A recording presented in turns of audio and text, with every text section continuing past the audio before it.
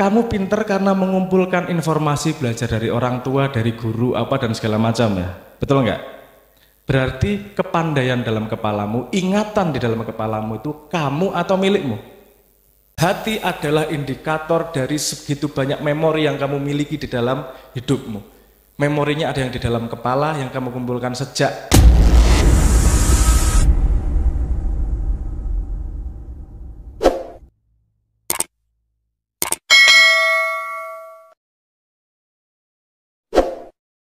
Gimana kabarnya semuanya? Baik, sehat, waras. Itu konfigurasi yang penting itu. Sehat dan waras sama-sama pentingnya. Sebenarnya saya bingung kon ngomong apa laundry hati. Yang kepikiran pertama saya tadi kiloan memang. Hati di kilo, hati ayam sekilo berapa di laundry, kalau hati kambing dan seterusnya. Tapi kita guyon wayo. Ini gini masalahnya, karena saya itu paling tidak bisa tausiah, saya paling ora iso ceramah, nuturi ora iso, saya cuman hidup juga, pengalaman hidup saya juga cuman ini. Jadi saya tidak akan bisa memberitahu mana yang lebih benar, mana yang salah, nuturi nggak bisa. Yang bisa saya lakukan adalah membagi apa yang pernah saya alami lewat bahasa. Sedangkan bahasa, sebelum saya memulai ngomong tentang laundry hati, kita harus paham bersama bahwa bahasa adalah alat yang sangat terbatas. Dia hanya efektif untuk menyampaikan informasi yang kita sama-sama tahu. Kalau kita tidak sama-sama tahu, bahasa hampir tidak ada gunanya. Yang satu tahu, yang satu nggak tahu. Pakai bahasa ampuhe koyo ngopo ora paham. Kalau nggak percaya, Anda coba ceritakan warna merah kepada orang yang buta warna. Ngasih ngoweh cangkemmu ora bakal paham dia. Karena memang pengalamannya berbeda, jadi harus difahami dalam bahasa ada limitasi informasi. Jadi apa yang saya katakan pasti nanti apa yang saya maksud kadang-kadang ada jaraknya dengan apa yang Anda tangkap. Jadi kita pahami bersama bahwa di sini prosesnya adalah saya ngajak sinau bareng, bukan saya ceramah, bukan saya tausiah. Wong aku ki padha gobloke. Menangku cuman siji ini, saya sudah lulusan dari penderita cacat tuna asmara. Kalau kebanyakan dari sini kan masih penderita cacat tuna asmara alias jomblo. Ada yang menderita? Oh rame, oh yang pojok rame ya. Ini ada jomblo yang memang sengaja memilih saya nggak mau pacaran dulu, soalnya saya mau konsentrasi belajar. Ada gitu, bener? Oh alhamdulillah. Ono Yon kanca-kancaku ikut kesini, ikut ketawa, mesemnya kecut juga. Itu jomblo bukan karena pilihan, karena memang tidak ada pilihan. Ya pengennya ora jomblo tapi ya piye meneh, tapi ya wis lah. Oh lho ya pilihannya siji tok. Tur ya ora ono sing milih dhek. Dadi ya jomblo ya Allah. Tapi sepengetahuan saya itu bukan penyakit permanen, bisa disembuhkan walau tidak lewat rumah sakit. Pertama pakai apa namanya mandi rajin gitu dulu sudah lumayan itu meningkatkan kesempatan keluar dari penderita cacat tuna asmara itu tadi. Nah saya masuk kepada sebuah tema tadi yang namanya laundry hati. Apa to laundry hati? Piye to? Nah saya akan berbicara dari perspektif saya karena kita selama ini ngomong hati neng apa to hati? Maksudnya hati itu apa? Jantung kayak atau kalau jantung kalau hati itu liver. Tapi kalau maksudnya hati ini masih pada, kalau didefinisikan pada biologi nggak jelas nih, jantung atau liver. Padahal kalau diomongkan di dada yang deg-degan yang dianggap hati itu jantung, bukan liver. Nah tapi saya melihat hati seperti ini. Apa itu hati? Sebelum kita tahu apa itu hati, bingung nanti ngelondrinya seperti apa. Wong kita definisinya aja belum jelas di mana dia.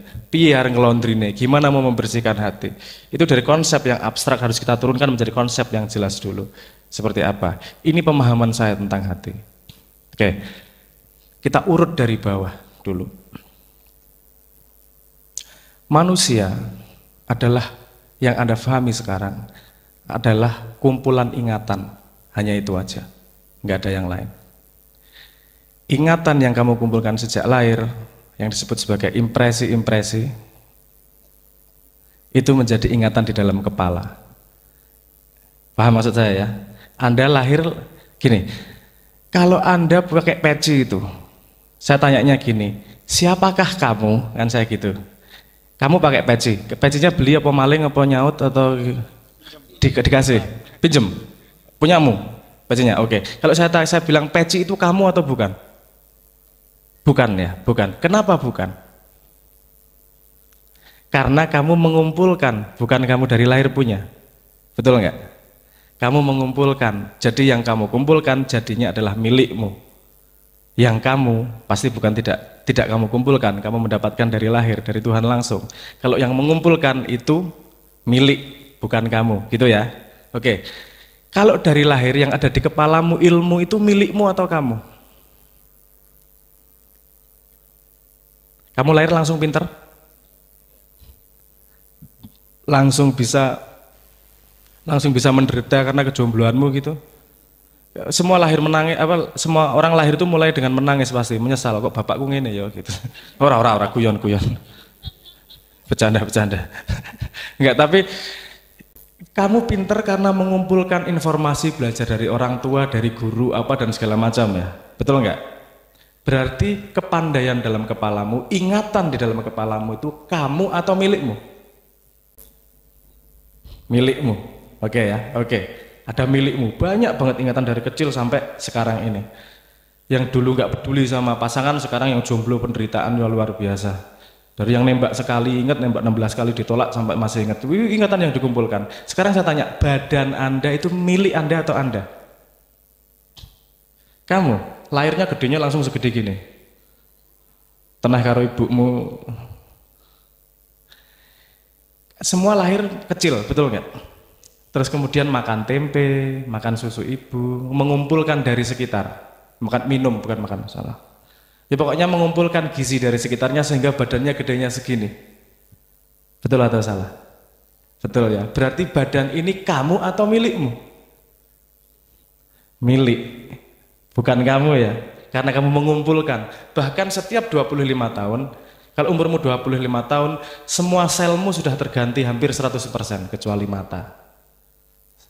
Dan di dalam otak lah ada yang tidak terganti, tapi hampir semua badannya, kulitnya ini selnya terganti karena sel menua dan mati diganti oleh yang baru.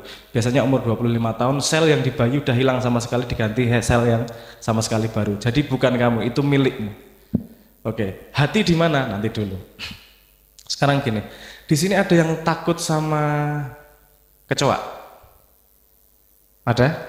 Ada yang takut sama ular? Wah, rawat di kabeh. Ada yang takut sama jomblo? Jomblo menah iki apa jenenge target empuk ya digarapi soalnya. Penderitaannya tuh legendaris soalnya. Ada yang punya trauma terhadap sesuatu? Apa? Trauma sama apa? Sama apa? Tikus. Kenapa kok tertakut sama tikus? Kok geli kenapa? Hah? Bener. Kalau sama kucing? Kucing punya bulu loh, tikus juga punya bulu. Kenapa hanya bulu tikus yang kamu geliin? Kalau bulu kucing? Ekornya? Ekornya tikus kenapa? Kucing juga punya ekor loh. Kenapa geliknya sama ekor tikus bukan ekor kucing? Beda. Oh, kucing itu lucu. Ini semua pandangan impresi. Dia belum tahu nanti kalau punya suami pas juga punya buntut walaupun tidak berbulu. Tapi rasa mikir aneh-aneh tuh. Buntut kucir gitu maksudnya. Enggak, maksudnya begini. Kemudian kadang-kadang ada hal yang kita takut, kadang-kadang ada hal yang hatinya enggak enak. Kan takut dari dalam hati itu. Terus kamu dari mana datangnya takut itu? Dari mana datangnya dari enggak enak itu? Kadang-kadang kita tidak bisa pahami. Karena sebenarnya hati itu menurut saya itu seperti interface. Interface itu gini, di kepala kita, saya tadi sudah mengatakan memori, di kepala kita mengumpulkan ingatan, dalam satu detik yang di atas sadar, dalam satu detik membagi menjadi 40 frame, di bawah sadar, dalam satu detik menampung 1,2 juta frame, lebih banyak yang masuk di bawah sadar daripada yang di atas sadar, itu masuk semua ke dalam memori kita. Di badan kita, ada memori juga dari pengalaman hidup, bahkan kita ingat hidung kakek kita. Kamu ingat nggak? Nggak ingat di kepala, tapi badanmu ingat. Betul nggak? Loh, ingatnya dari mana? Kalau dari ilmu biologi namanya DNA. Kamu kan lahirnya tidak langsung lahir gitu saja. Kamu disumbang oleh ibu indung telur, disumbang oleh bapak uang udara. Jadinya kamu. Bingung ora iki? Dari ibu dikasih indung telur, dari bapak dikasih uang udara. Uang udara itu bahasa Inggris. Uang itu bahasa Inggrisnya apa? Udara. Nah, jadi ora enak ya ngomong ngono gitu. Ya uang udara lah, gue ngerti bahasa Inggrisnya lah. Uang udara dari bapak kan dipinjemin setengah dari bapak, dipinjemin setengah dari ibu. Selmu dari mana datangnya? Dari semua ingatan orang tuamu. Orang tuamu, selmu ingat rambutnya Nabi Adam seperti apa? Karena kita semua berasal dari Nabi Adam. Semua keturunan Nabi Adam. Kita ingat matanya mbahmu seperti apa? Badannya, walaupun otaknya nggak ingat. Kalau kita lebih dalam lagi, semua sel mengandung atom. Kalau kita bisa mengakses ingatan atom, kita bahkan punya ingatan dari sejak terciptanya jagat raya sampai sekarang. Nah, lihat ada banyak ingatan. Ingatan yang dari terciptanya jagat raya sampai sekarang ada di dalam kita. Ingatan dari sejak Nabi Adam sampai sekarang ada di badan kita. Ingatan sejak lahir sampai kita dewasa ada di kepala kita. Kalau semuanya diproses sekaligus, dia akan menjadi sesuatu yang sangat rumit. Makanya ada yang namanya hati. Hati adalah bagaimana kumpulan informasi ingatan itu semua untuk agar kita tahu apa yang harus menjadi rambu-rambu berikutnya. Kadang-kadang orang enak ya, orang pas ya. Padahal kadang kita nggak tahu kenapa kok orang enak ya. Itu kan kumpulan dari ingatan kita semua. Dari memori yang pernah kita alami bahkan yang tidak kita ingat-ingat oleh kepala. Dan saat juga ada memori dari Tuhan langsung. Bahkan ketika sebelum kita lahir kita berjanji sama Tuhan, kita ingat, ada ingatannya di dalam hati tersebut. Jadi kalau hati itu seperti gini, kalau Anda dapat rapot tuh setahun berapa kali sekarang? Setahun 2 kali ya? 2 atau 3 kali? 2 kali, oke. Rapot itu adalah akumulasi dari semua yang kau lakukan dalam 1 semester, betul nggak? Hati itu adalah akumulasi dari semua ingatan yang kau kumpulkan di dalam hati, di dalam hidupmu. Indikasinya ada dalam hati. Kadang kita nggak tahu, ora penak, ora pas, seneng, bahagia, kok sedih, menderita. Kadang-kadang keluar begitu saja karena itu kumpulan dari ingatan yang tidak semua kita sadari oleh kepala, tapi bisa dirasakan oleh badan. Sekarang di sini ada yang udah pernah pacaran belum? Saya tanya. Yang nggak jomblo, yang sudah jomblo senior lah. Apa pokoknya wis tahu merasakan jarane pacar-pacaran apa itu segala macam itu. Sakit nggak kalau diputus? Kenapa kok diputus sakit banget toh? Pol ya. Pol. Wes langsung ya Allah mesak kira. Ora gini. Gini, coba kita ingat-ingat kejadian yang putusmu. Ketika putus kamu tahu bahwa hubungan sudah selesai. Kepalanya paham atau enggak?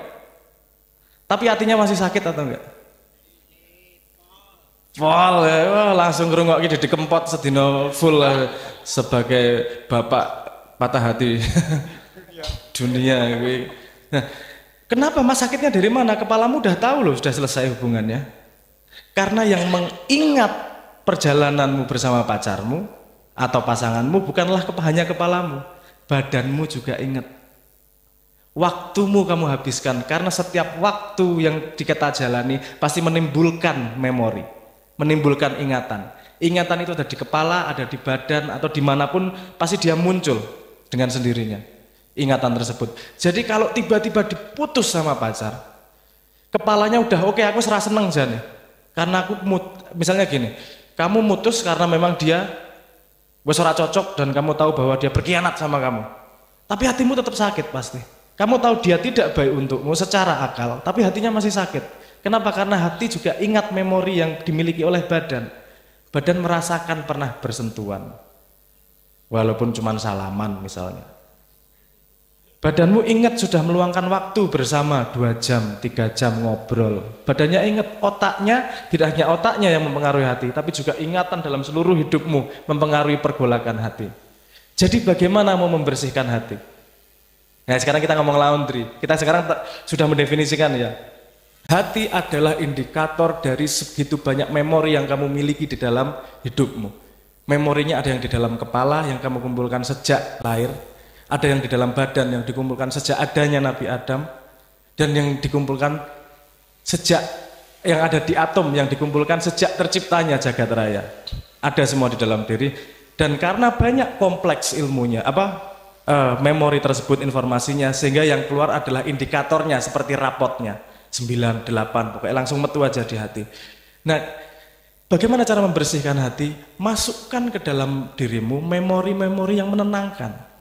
Gimana itu? Luangkan waktumu dengan hal-hal yang memang membuatmu tenang, dengan sadar. Agama sudah banyak memberi jalannya, berzikir, beribadah, berbuat baik sama orang. Itu otomatis akan membangun.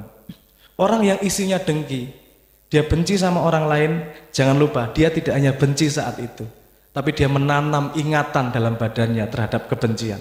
Suatu hari kebencian itu akan keluar dan menyakiti dirinya sendiri.